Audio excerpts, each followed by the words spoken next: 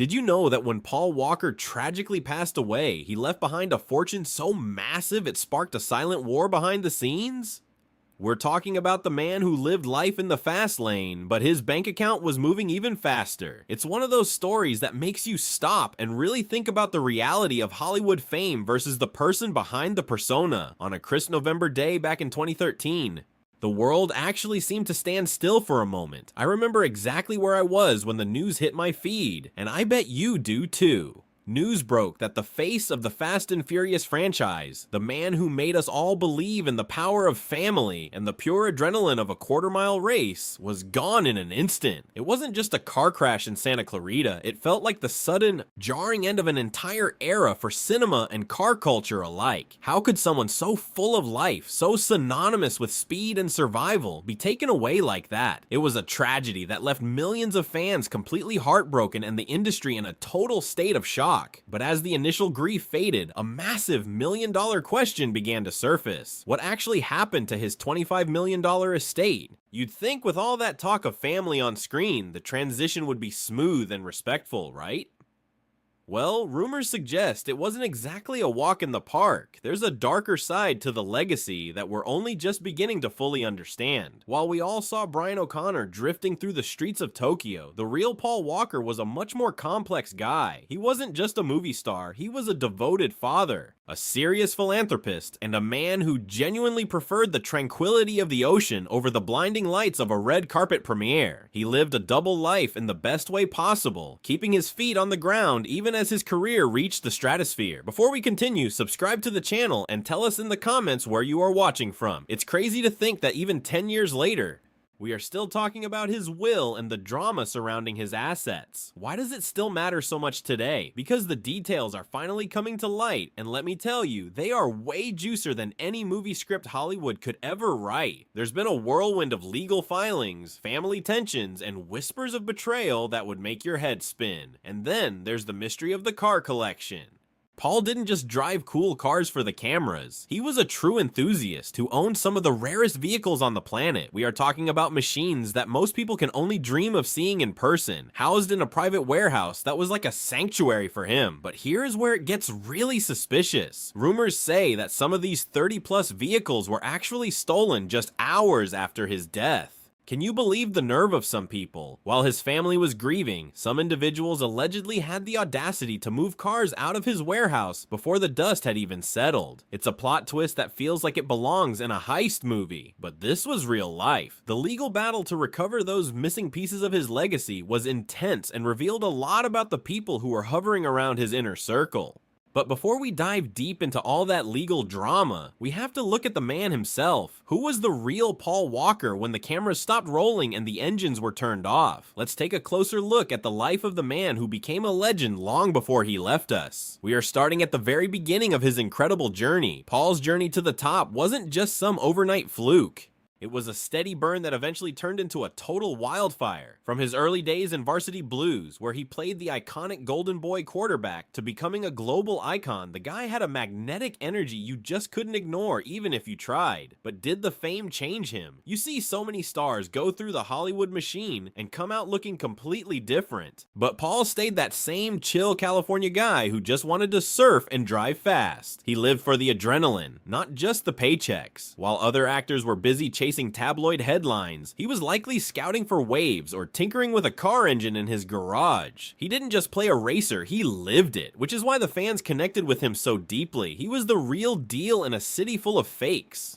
At the absolute center of his universe was Meadow Walker. When Paul passed away, Meadow was only 15 years old. Can you even begin to imagine the weight of that? At an age when most kids are worrying about school or prom, she became the sole heir to a massive $25 million empire. That is an insane amount of pressure. It wasn't just the money, she was now the primary guardian of the Walker name. Paul was incredibly protective of her, often calling her his best friend in interviews. He had moved her to Los Angeles to live with him full-time just before the accident, wanting to make up for lost time from his frantic filming schedule. Their bond was unbreakable, and suddenly, she was left to navigate a world of lawyers and high-stakes decisions all on her own. Meadow wasn't alone, though, as Paul was famously close to his family, especially his brothers Caleb and Cody Walker. When the production of the 7th film was in total limbo after the accident, Caleb and Cody Cody stepped up, acting as stand-ins to finish their brother's final project. It was a beautiful tribute that moved fans to tears, but you have to wonder what was happening behind the scenes. With $25 million on the line, were there tensions over who should manage the estate? While the family seemed united in grief, the legalities of such a massive fortune can strain even the tightest bond.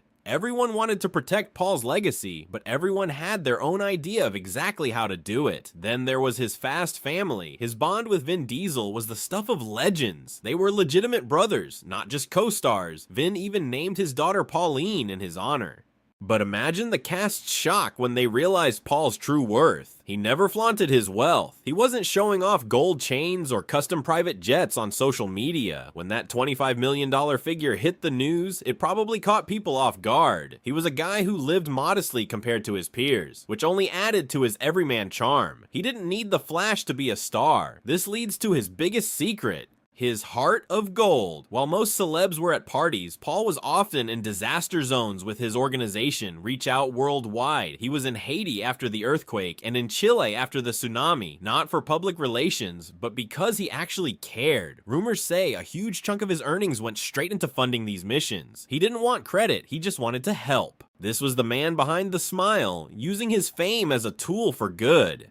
Despite his fame, Paul was notoriously private about his relationships. He kept his personal life under lock and key. Why all the secrecy? Was there something he was hiding, or did he just value his peace that much? Maybe he knew that the more people knew, the more they would try to take. And trust me, after he was gone, people definitely tried. Now, let's get into the stuff the tabloids went crazy for. We're talking about the lawsuits, the missing cars, and the battle for Meadows' future that threatened everything. Now that we've looked at the man, let's talk about the money, because it's a total roller coaster. When that $25 million will was finally unsealed, it confirmed Meadow was the sole heir to everything. But wait, it wasn't all smooth sailing. His mother, Cheryl Walker, actually filed for guardianship of Meadow at one point, setting off alarm bells. Was it genuine concern or a silent feud over who would control that massive fortune? While they settled privately, the tension was thick. People wondered if the Fast family vibe was just for the cameras, or if the Walkers were actually falling apart behind the scenes. It was a tragic time where legalities and grief collided in the most public way possible. Then came the legal battle that shook the world. Meadow took on Porsche, filing a wrongful death lawsuit claiming the Carrera GT was a dangerous car. Her team brought evidence suggesting a design flaw in the seatbelt trapped Paul in the vehicle after the crash. It's haunting, right? The idea that he might have survived if the car were built differently is heartbreaking. Porsche fought back, but they eventually reached a settlement. While numbers are hush hush, rumors suggest it was in the 8-figure range. Meadow wasn't just looking for a payday, she wanted accountability for the father she lost way too soon. The drama didn't stop there. We have to talk about the mystery of the missing cars. Shortly after the accident, over 30 vehicles vanished from Paul's warehouse like a heist. Someone clearly had the keys. The Walker estate sued Richard Taylor, accusing him of hiding these rare gems.